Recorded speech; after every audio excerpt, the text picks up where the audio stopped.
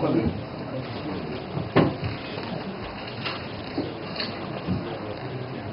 evening, ladies and gentlemen. On behalf of the Southern India Chamber of Commerce and Industry, we welcome each and every one of you to the 114th Annual General Meeting of the Chamber. May I request every one of you to kindly stand for the invocation song.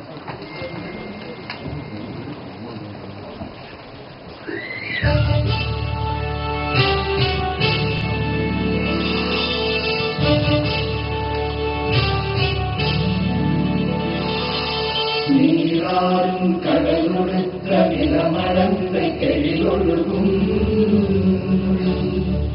சீராடும் பதனமென திகழ்பரத கண்டனில் தெக்களமும் அதிசிறந்த திராவிடதன் திருநாளும் கக்கத்திரு திரை முதலும் தரித்தனரும் திலகமுமே திலக வாசனை போல் அனைத்துலகும் இன்பமுற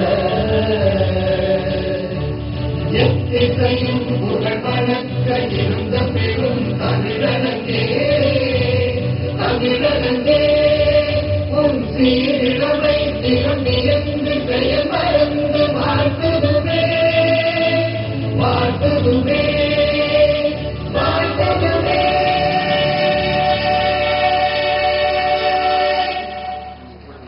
Thank you. I now request Mr. Arun Alagappan, the President of the Southern India Chamber of Commerce and Industry, to deliver the formal welcome address.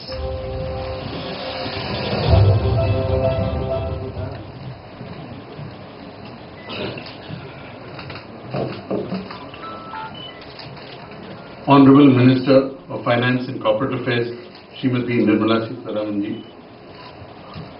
Mr. V.N. Shivashankar, Senior Vice President, SICCI, Mr. Ampa Palniappan, Vice President, SICCI, esteemed past presidents, members of the Executive Committee, distinguished members, ladies and gentlemen.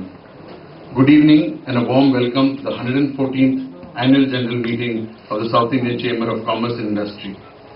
It is both an honor and a privilege to have each of you with us today, especially our distinguished Chief Guest, Srimati Nirmala Sitharaman. Under her visionary leadership, our nation has seen remarkable strides in tax reform and resource management, laying a robust foundation for economic progress in critical areas such as housing, education, healthcare, MSMEs and infrastructure. Her commitment to technological innovation and fiscal prudence has been instrumental in driving sustained economic growth. To our past presidents, Executive Committee members, distinguished diplomats, members of the media and all our esteemed guests, your presence here today is a testament to our collective dedication of advancing India's economic future. As we gather here, it's vital to recognize the ambitious vision articulated by our Honorable Prime Minister, Shri Narendra Modi ji, to transform India into a developed nation by 2047. We stand today as an emerging economic powerhouse with one of the fastest growing economies globally. Yet, achieving this vision requires a profound shift from a predominantly agrarian and informal economy to a diversified, technology-driven and knowledge-led economy. In the face of global economic uncertainties, where nations like Japan, Germany and Saudi Arabia are grappling with a negative growth, India has exhibited remarkable resilience. Our economy has sustained a steady GDP growth rate of 6.7%, reflecting its underlying strength and stability. Tamil Nadu, a key player in this narrative, is a cornerstone of India's economic success. As the second largest contributor to India's GDP, Tamil Nadu is home to over 80 Fortune 500 companies and boasts the highest number of factories in the country. Its gross state domestic product has grown at an impressive compound annual growth rate of 11.66% between 18-19 and 23-24. The state has also emerged as a leader in electronics exports and a significant hub for aerospace, defense and defense investments.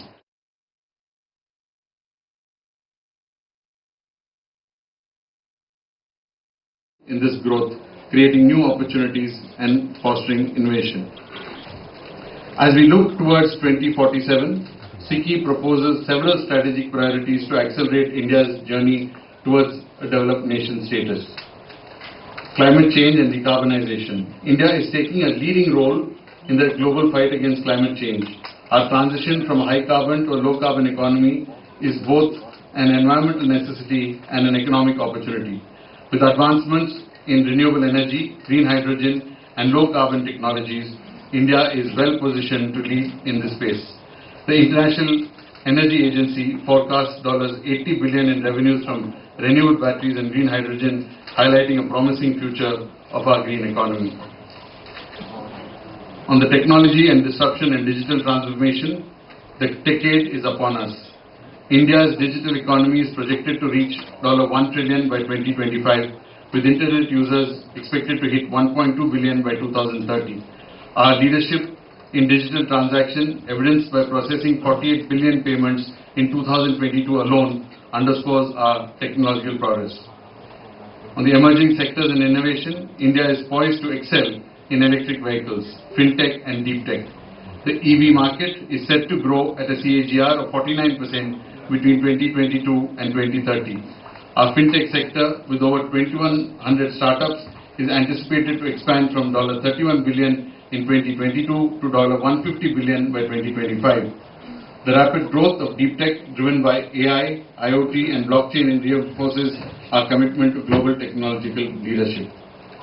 On skill development and workforce empowerment, with nearly 50% of our workforce in agrarian or informal sectors, upskilling is crucial.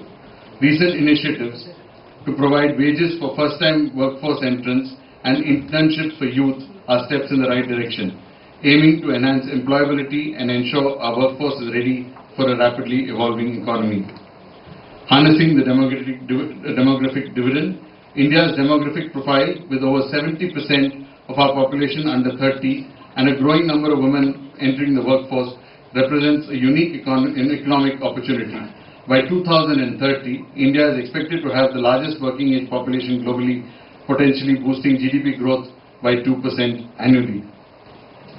Founded in 1909 under Mahatma Gandhi's inspiration, SICCI has been at the forefront of industrial advocacy for over a century. As a founding member of the Federation of Indian Chamber of Commerce and Industry, FICCI, SICCI has played a pivotal role in shaping India's industrial landscape. Our extensive network, spanning over 25 specialized committees, continues to drive progress through events, knowledge sharing, B2B connections, and government interfacing. Looking ahead, SICCI's priorities include expanding our arbitration center and establishing the SICCI Center for Economy and Innovation, broadening our impact with new offices in Kochi, Coimbatore, SPR City, and plans for Hyderabad, strengthening global business ties through international delegations, including upcoming visits to many countries. We got some strategic requests to the Honorable Finance Minister. We respectfully seek your guidance, Madam, on the following initiatives. The Center of Excellence for Deep Tech.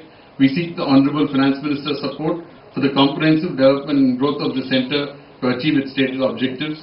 Your guidance will be instrumental in ensuring the success of this Center of Excellence. Scheduled for December 2024, we've got a Chennai Economic Summit. This summit will highlight India's economic development. We invite you, Madam, to kindly be the chief guest for the summit and seek the Finance Ministry's support in ensuring its success.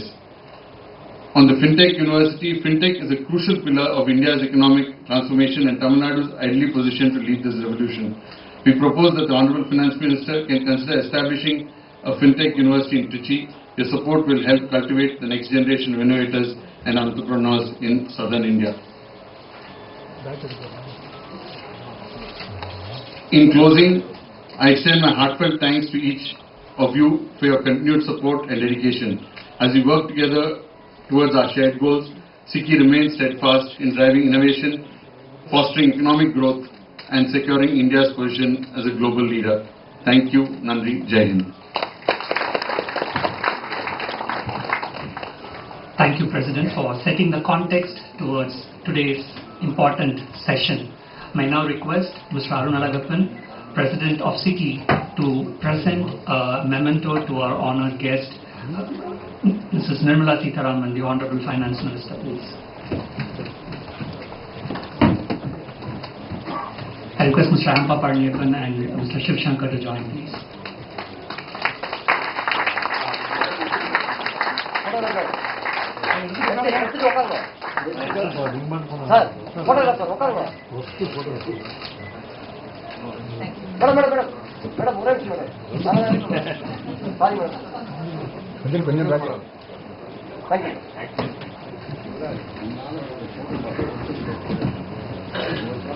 Friends, it has been a long-standing tradition of the Chamber to award meritorious students during our annual general meet every year. So on this occasion, it is our pleasure to request Srimati Nirmala Sitharaman to present the awards to the best students. May I request ma'am to kindly award the best students. First, SICCI jointly with Century Flow Mills awards best students from the Commerce Department, Madras University. Mr. Yan Santosh, the award winner from Madras University from the Commerce Department.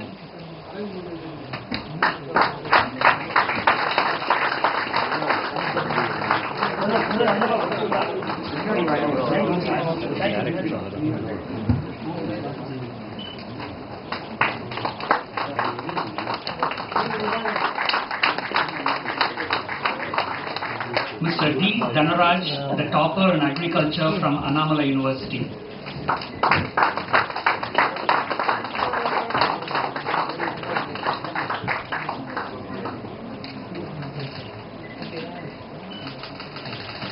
Mr. V. Karthik, the topper in agri-economics from the Annamala University.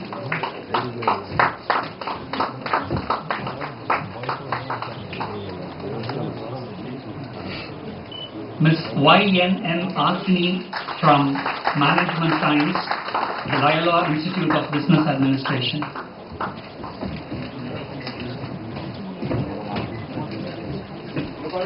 SICCI jointly with the AMPA group presents awards for the best student in Tamil from Madurai Kamaraj University. Ms. S. Kirtana, the topper in Tamil from Madurai Kamaraj University.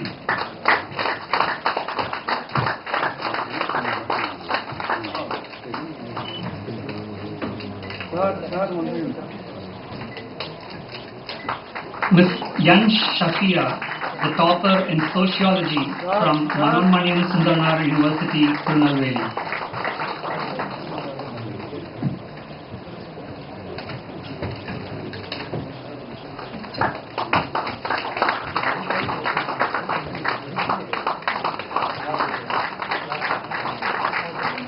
Ms. S. Varsha, the topper in BBA from Tyagarajar College, Madurai.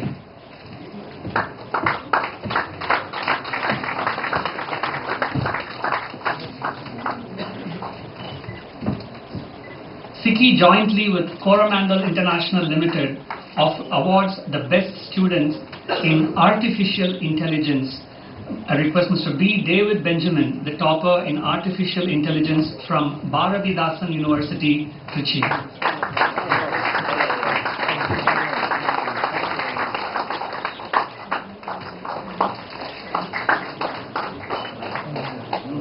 Friends, the past presidents of the Chamber have been pillars of support working for the development of the Chamber of Commerce. May I request the Honorable Minister to recognize the efforts of our past presidents and honor them at this juncture. May I request the past presidents of the Chamber to come forward. I first request Dr. M.A. Alagappan to kindly come to the stage, please.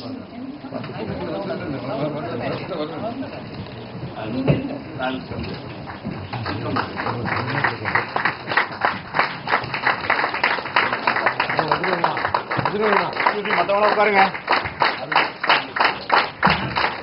you.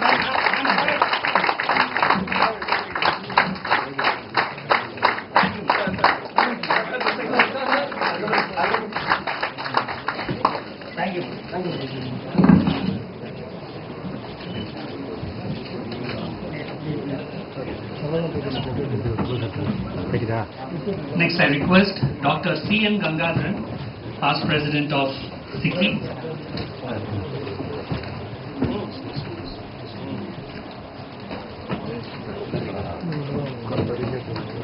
உட்காருங்களா உட்காருங்களா கொஞ்சம்.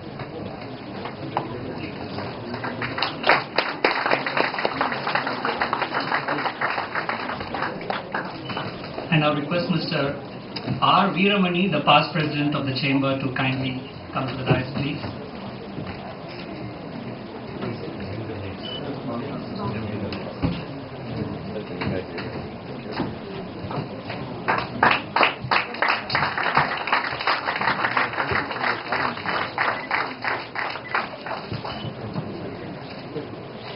I request Dr. Parani G. Periyasamy, the past president of SICCI, to kindly join us on the dais, please.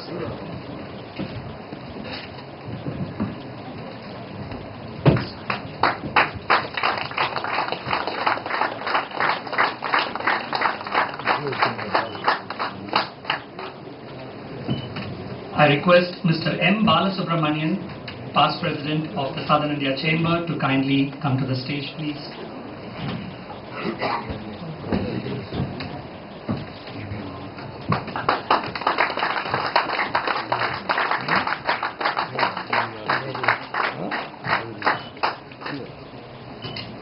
I request Dr. Mekha Rafiq Ahmed, the past president of SICCI, to kindly join us on the dais.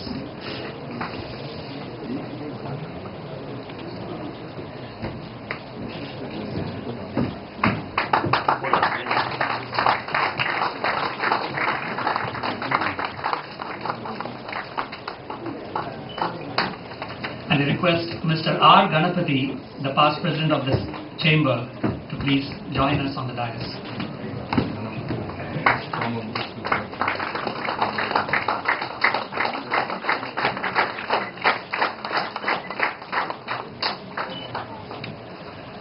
As the President alluded in his speech, the chamber is continuously growing and expanding. So today it is our pleasure to announce the inauguration of the SICCI's chapters in Coimbatore, Kerala and SPR India as well. So first I request the Honorable Minister to inaugurate the SICCI Center for Deep Tech, which is being established at the Bharatiyar University in Coimbatore. I request Professor Dr. Rupa Gunaseelan, the Registrar, and Mr. Manigandan, the Coordinator, to kindly come to the stage, please.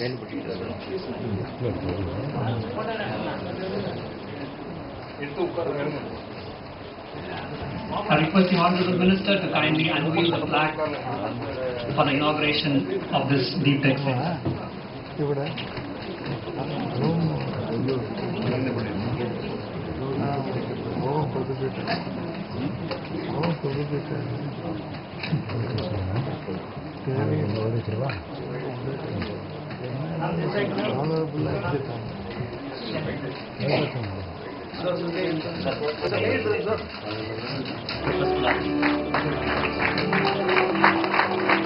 Hello. Sir.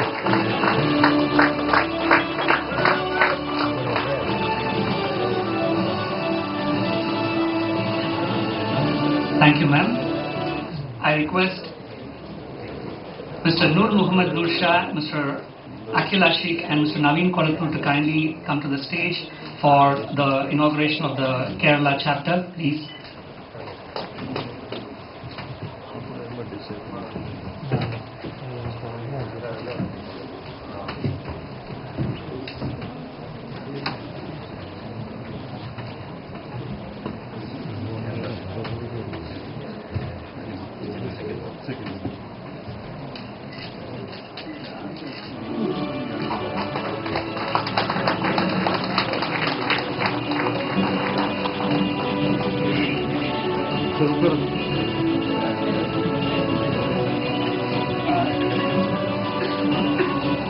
Thank you, ma'am. I request Mr. Hitesh Kawad, Mr. Naveen Ranka and Mr. Shivakumar to kindly join us on stage, please.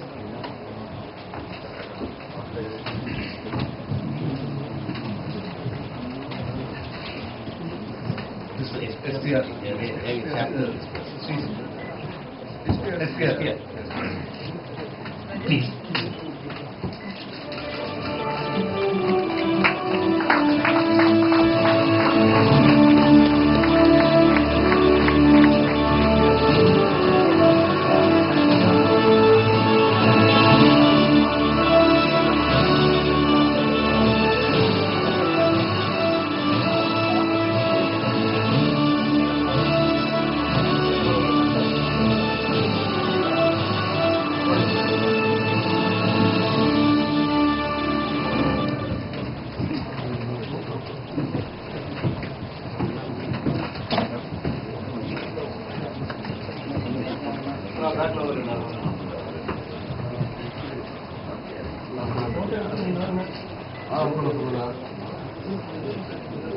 Photo எடுத்து சைடில் வாங்க. எடுங்களேன், எவ்வளோ நேரம் ஆகுது sir? அங்கே assemble ஆகணும் sir. நீங்கள் award வாங்க சொல்ல எவ்வளோ நேரம் ஆச்சு? ஃப்ரேம் பேசாதீங்க, பேச வைக்கிறீங்களே. உடனே நம்பர் உட்காருங்க சார், உட்காருங்க, கீழே உட்காருங்க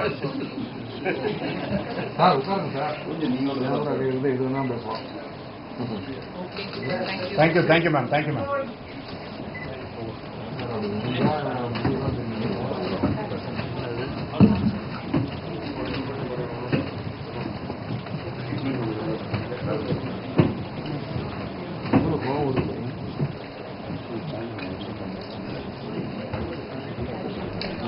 I now request the Honourable Minister to kindly deliver the inaugural address.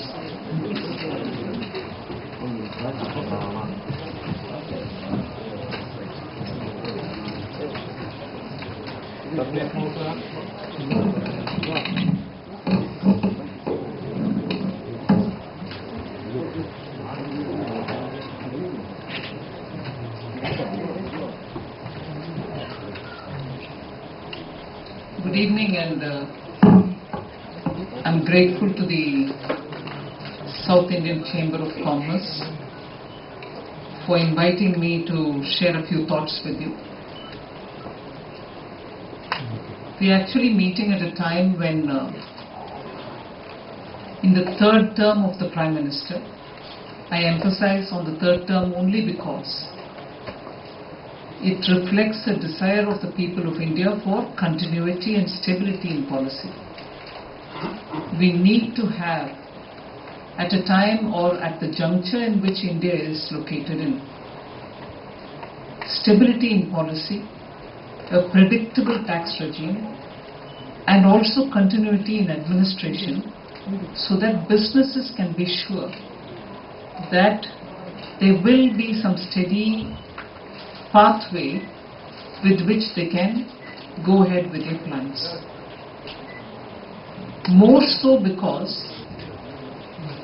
globally, for various different reasons, you're seeing not so stable a world. And if instability is the feature all across the globe, either because of war or because of the closed economies which are still ruling the roost in some parts of the world, or because how global commons have become now subject to a lot of what may be called high sea piracy or attacks on cargo vessels, and the essentials which keep moving from one part of the world to the other are now avoiding conflict zones and having to take a roundabout route to their destination. All of this is adding to the costs of everything that you want to buy and sell, import and export. As a result, all over the globe, every government is feeling that it is only that much and not beyond that can they control factors of production. And when they can't beyond a point control or regulate or seemingly bring in some kind of a market sense, no one is really on the top of inflation management. No one is really on the top of regulating and leaving the market forces to determine how our economy should move. As a result, there is stress in policy making all over the world. Over and above that, this particular year, there are more than 50 countries, all of which are going for elections at different parts of the year, different times in the year. So if 50 countries are going for elections, and in many of them there seems to be a regime change possibility, India, which also went through an election process this year, fortunately could make the electing public understand the importance of continuity in regime. understand why a country like India, with various different problems of development, of regional inequalities, of demographic dividend in some regions and demographic challenge in some others, resource constraints, but yet also having an aspirational population which wants to come out of the rut in which we have spent some decades in the past. So India, despite also going into election mode this year, could reason out to the Indian public the need for a stable continuing government and the risks of alliance-driven government. And India has seen it all before. What an alliance-driven government can do to our economy. I don't even want to underline the fact that sometimes you need to go back to thinking. The unstable governments, the unstable government, the instability that they brought in, led to India having to pledge the sovereign gold that it had and get some money. And is that wrong? It's not. But there is an emotion and a sentiment in this country saying you wouldn't do that unless you're so desperate. And equally, after that and before that, because of this kind of an alliance regime, you've also had instability governing every policy making attempt by the government, and no government could function with coherence.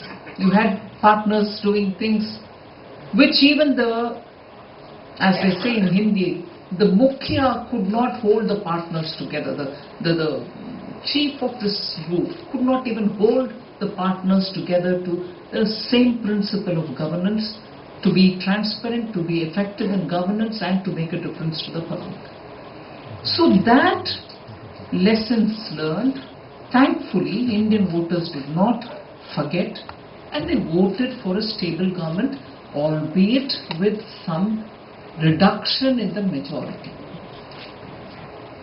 So the point that I would want to place before you is India is at a cusp of moving towards and taking that trajectory which will lead us to a developed economy by 2047.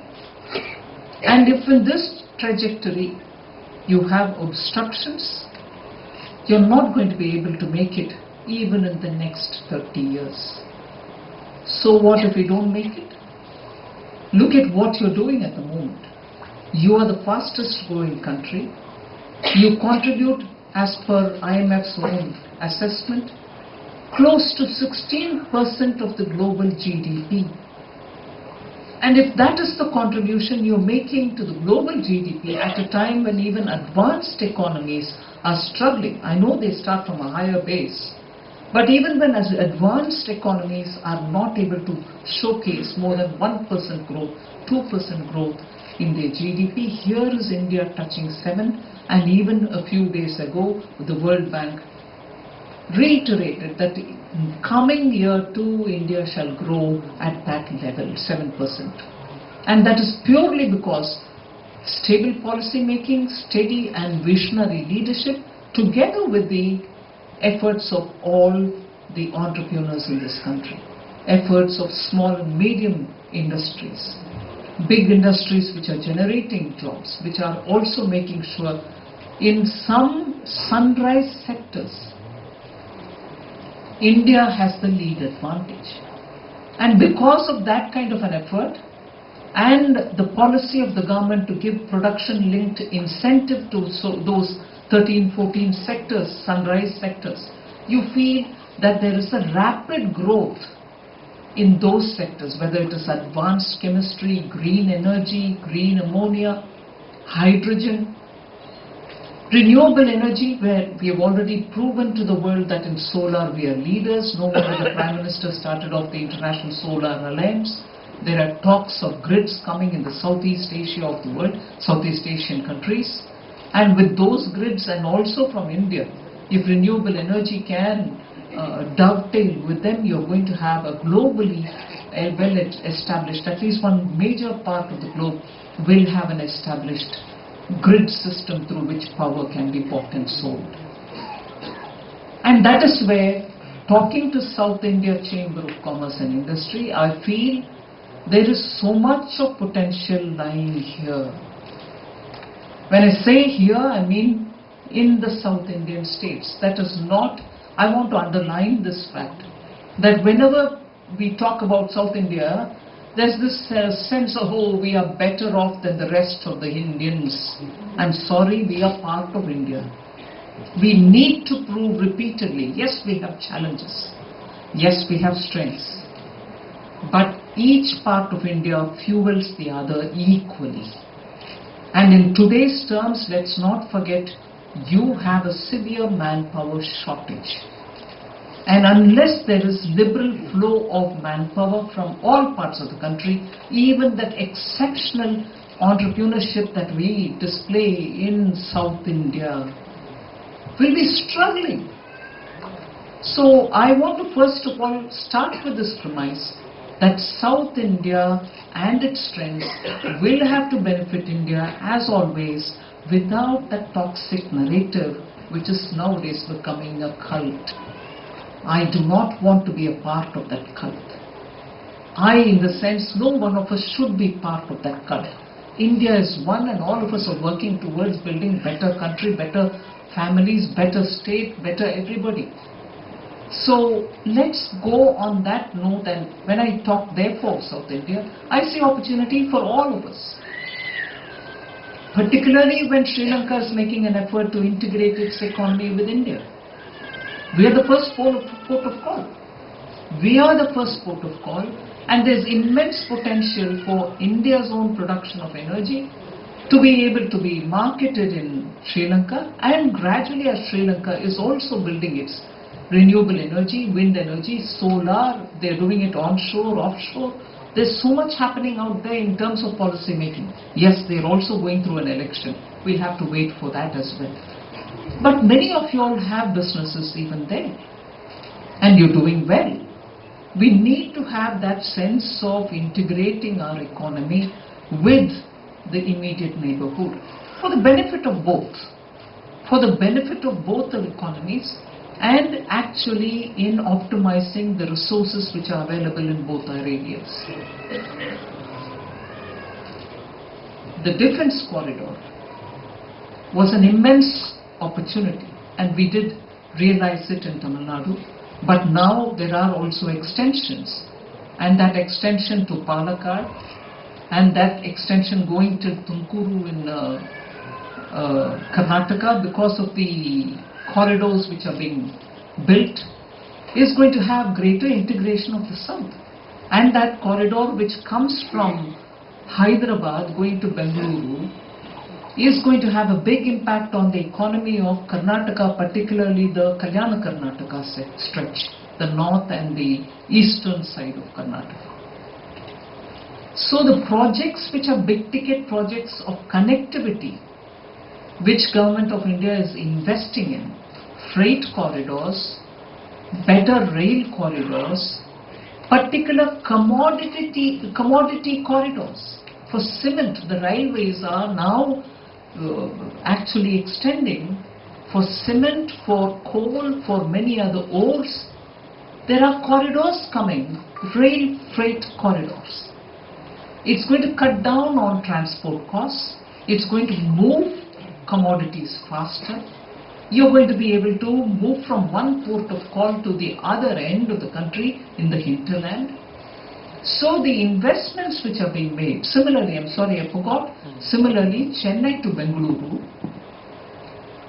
nodes are now getting a lot of high priority investments, Uravakal node and also Kopparthi node in Andhra Pradesh, but for the corridor which runs from Chennai to Bangalore, passing through some of North Tamil Nadu border, are all going to give greater mobility for goods and services. The defense corridor, of course, I started by saying defense corridor because that brought in the 6 nodes in Tamil Nadu which had great advantage. because of the defense establishments which were already in there, but they got revived, private investments have come in, and along the corridor, now you have small and medium-sized producers who are producing components for defense industries. And the components of the defense industry, normal grievance would have been in India, oh, all right, we produce world quality. But if our own services don't buy it, when we export it, people ask us, your own armed forces are not buying it, yours is good quality, but what's the point in coming outside? Indian armed forces, once your testing is done of your product and the quality has been established to their satisfaction, today for at least 250 items of defense components, give you a prior understanding and come to an agreement with you for next 10 years that they shall buy from you. Next 10 years, Indian Armed Forces commit itself for those 250 items which are to be produced. Now, normal grievance of the middle sector or the small and medium industries would be, I produce, I even have quality, but there's no guarantee. Now the guarantee is also being extended by our armed forces. So step by step, every linkage, backward and forward, is all being tied up so that industry doesn't have to run from one place to another to get clearance, to buy market or to identify market. The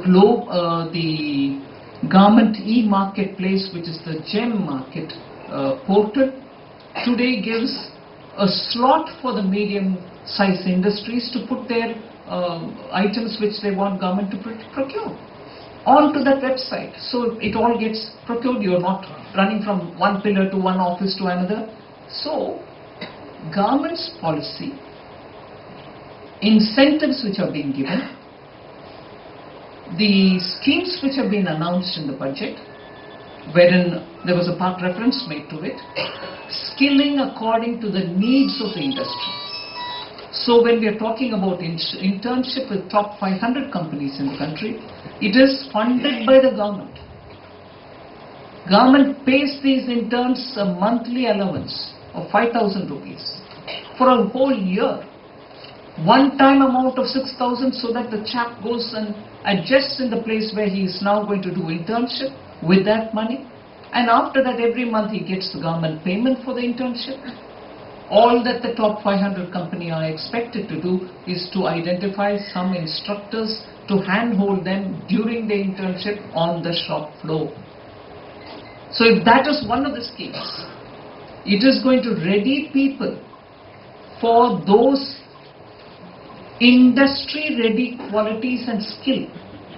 Most of the time the industry's grievance was, oh yes, we produce a lot of engineers, we produce a lot of graduates, but they're not ready for the job. So on recruitment, I spend 6 months to 8 months or even 1 year in training the guy. That's a waste for me. Now government is coming in there and saying, all right, you train them in your place. I give the money for that 1 year. Eventually, if you find him fit, please take him on or else let him go. He'll find it somewhere else. So if that is internship, we also announced that we'll have all over the country the ITIs, which are largely with the state governments, will ready students, skill them for Industry 4.0. You're going in for robotics, you're going for Internet of Things, you're going to manufacture under the principles of Industry 4.0, which means Web 3 is going to take over your manufacturing processes, your packaging processes, your testing processes.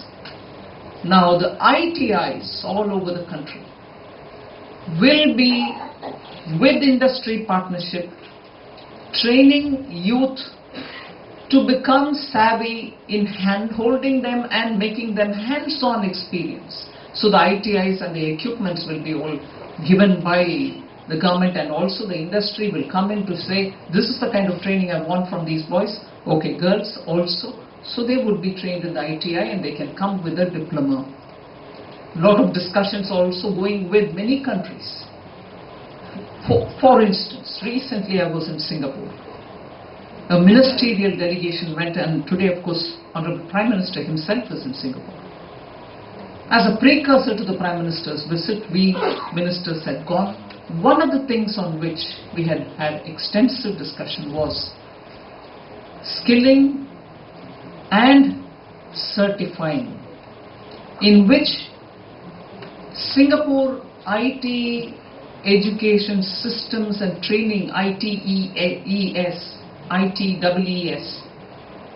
is an institution which comes to India in 6 different parts of the country. I can remember readily 2, Bhubaneswar,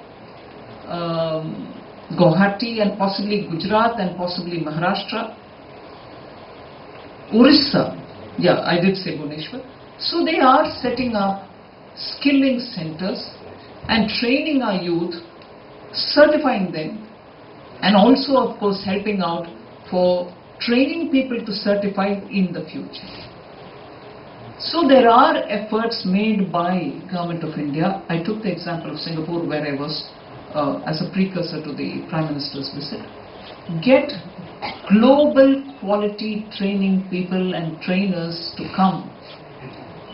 Train our own trainers and get these trainings done for our youth, so that what is demographic dividend today can be effectively used by industry. So I think there's quite a lot of work which the industry can participate with the government, and industry on its own can extend a bit more in the interest of this economy, our economy. I would quote the famous example of Codicia, which in its own premises, together with their members, trained young people.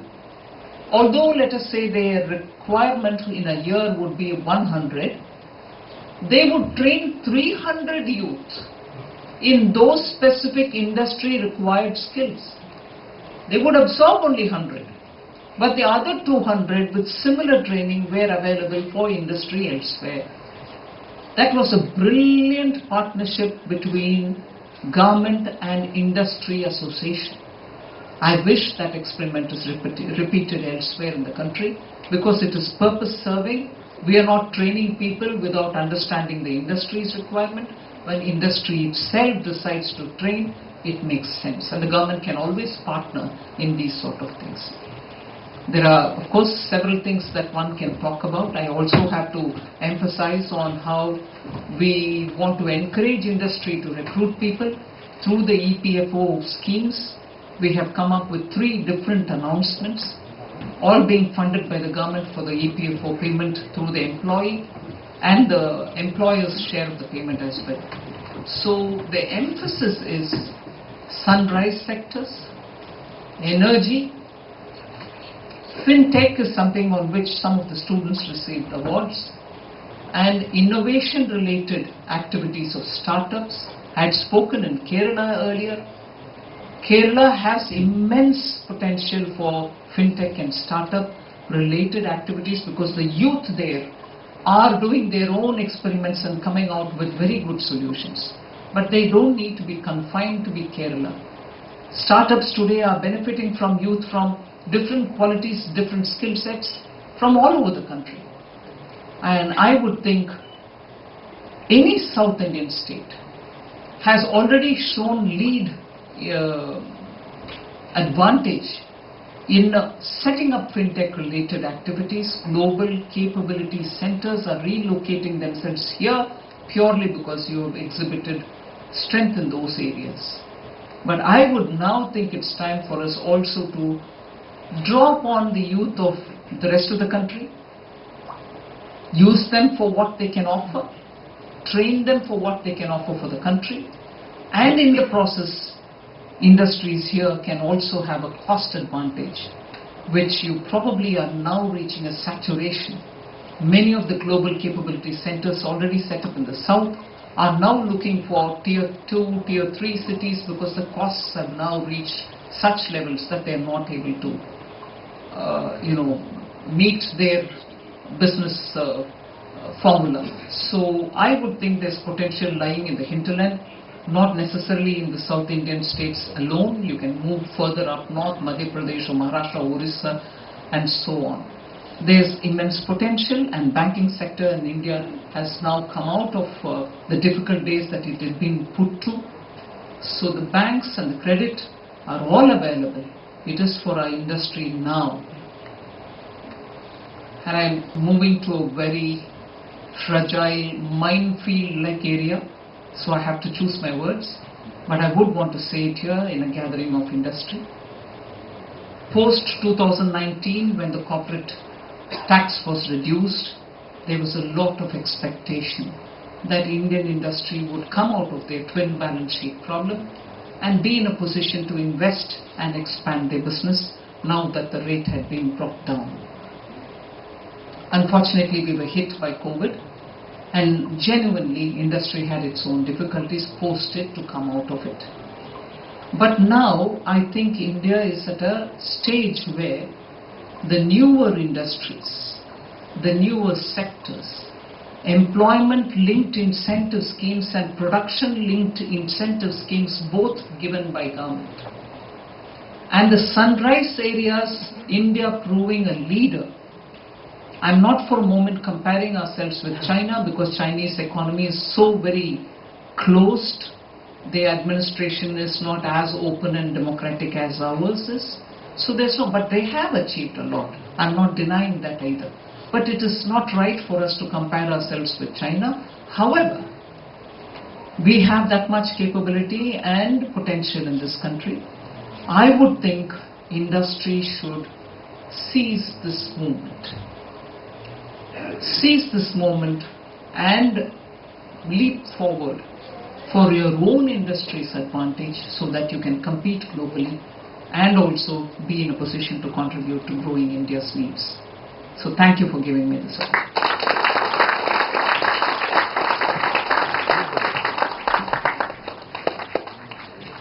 Thank you, ma'am, for your illuminating address. I'm sure every member here would surely seize this opportunity to work together to make India a developed nation by 2047. At this moment, I would like to request Mr. V. N. Shivshankar, the Senior Vice President of the Chamber, to deliver the formal vote of thanks. Madam Hon'ble Minister of Finance and Corporate Affairs, Ms. Nirmala Sitharaman, Mr. Anunalagappan, President SICCI, Mr. Ampa Palaniappan, Vice President SICCI, SICCI's esteemed past President and members of the Executive Committee. I have the pleasant task of proposing the vote of thanks. Firstly, I would like to take this opportunity to profoundly thank the Honorable Minister for agreeing to be our chief guest and grace our annual general meeting in spite of our pressing commitments. I thank you, Madam, for your insightful address, sharing your vision for our nation. SICCI has been quite a stable organization, Madam. It's completed 114 years, and we are happy to note that you have also placed thrust on two key areas which SICCI is focusing, which is on regional outreach, catering to the small and medium sector, and in skilling, both of which we hope to make good progress in the coming years. I thank all members of the diplomatic community in Chennai for being here with us and also assisting us in building bilateral ties. It's my privilege to also thank all the past presidents of SICCI for having joined us in this occasion. Thank all our friends from media and members for our participation. Thank you. Thank you, Mr. Shivshankar, for the vote of thanks. May I now request all members to kindly stand for the national anthem. Vinayak जय हे भारत भाग्य विधाता पंजाब सिंध गुजरात मराठा द्राविड उत्कल गंगा विंध्य हिमाचल यमुना गंगा उज्जल जलधि तरंगा तव शुभ नामे जागे तव शुभ आशीष मांगे गाहे तव जय गान